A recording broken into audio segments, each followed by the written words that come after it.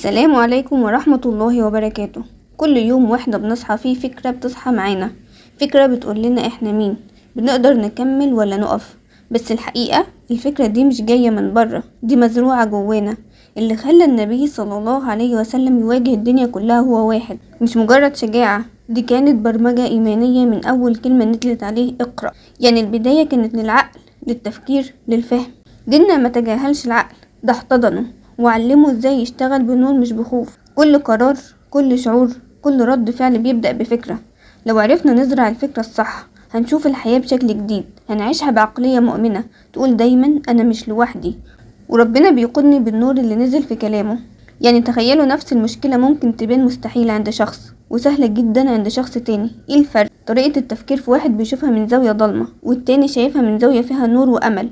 والنبي صلى الله عليه وسلم قال في حديث عظيم: أنا عند ظن عبدي بي وأنا معه إذا ذكرني. يعني لو ظني في ربنا خير هشوف خير، ولو خفت وتوقعت شر هقع فيه. ربنا ما قالش عند حسن ظن عبدي، قال عند ظن عبدي بس، لأنك هتلاقي اللي انت بتفكر فيه خير كان أو شر. تعالوا نسأل نفسنا بصدق، هل أفكارنا اللي بنرددها كل يوم هي اللي بتحكمنا؟ هل فعلا مشاكلنا بتكبر بسبب نظرتنا ليها مش عشان هي كبيرة؟ الإجابة أيوة. الإنسان فعلا أسير أفكاره. لو سلم نفسه لظنه السلبي هيمشي في طريق كله سدود. وما تنسوش حاجة مهمة جدا، لما نصلي واحنا حاسين اننا بين ايدين ربنا وبندعيه بيقين كل حاجة بتتغير. المخاوف بتدوب والعسير بيهون والقلب بيطمئن. حتى الأدعية النبوية لو قلناها بيقين دي مش كلمات بتتقال وخلاص، دي جرعة مناعة نفسية يومية بتخلينا نقاوم الكسل، نواجه الخوف، نتخلص من الخوف ونعدي كل صعب، بس بشرط اليقين والاستمرارية. يعني ما ينفعش أدعي مرة وخلاص، لازم ألح وأطلب وأنا واثق مش شاكك. ربنا سبحانه وتعالى بيقول إن الله لا يغير ما بقوم حتى يغيروا ما بأنفسهم. ليه الآية دي؟ لأنها بتديك المفتاح الذهبي. لو غيرت ما بنفسك من أفكار سلبية ومعتقدات وأحكام قاسية على نفسك، ربنا بيفتح لك أبواب التغيير الحقيقية. أول خطوة في البرنامج الإلهي لتغيير العقل هي إنكم تبصوا جواكم وتشوفوا إيه اللي بيشدكم لورا، إيه الكلمة اللي بتتردد جواكم، وتبدأوا تستبدلوها بكلمات ربانية ترمم داخلكم. آيات كتير في القرآن بتخاطب طريقة تفكيرنا وتعلموا يختار النور بدل الضلمة.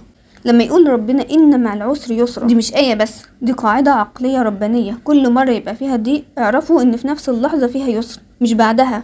مع العسر يعني سوا. في آية تانية بيقول ولا تيأسوا من روح الله. يعني مهما الأمور صعبت العقل المؤمن عمره ما يستسلم، لأن الرحمة دايما أقرب مما نتخيل. كمان لما يقول إن الله يحب المتوكلين، دي رسالة إن الثقة بربنا مش بس طمأنينة نفسية، دي سلوك يومي نعيشه ونتمسك بيه كل ما نخاف. وفي تحذير مهم بيقول إن بعض الظن إثم. يعني التفكير السلبي مش بريء، ممكن يخلي الإنسان يقع في الذنب من غير ما ياخد باله. وعلشان نعيش أمان داخلي ربنا بيقول فلا تخافوهم وخافوني.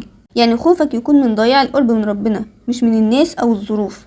كل آية منهم مش بس معلومة، دي نقطة تحول في تفكير أي إنسان عايز يعيش بإيمان وعقل سليم. افهم إنك مش ضحية أفكارك، أنت مديرها. أي فكرة بتجيلك ليك اختيار تكمل معاها أو تطردها وتستبدلها بكلمة من نور ربنا.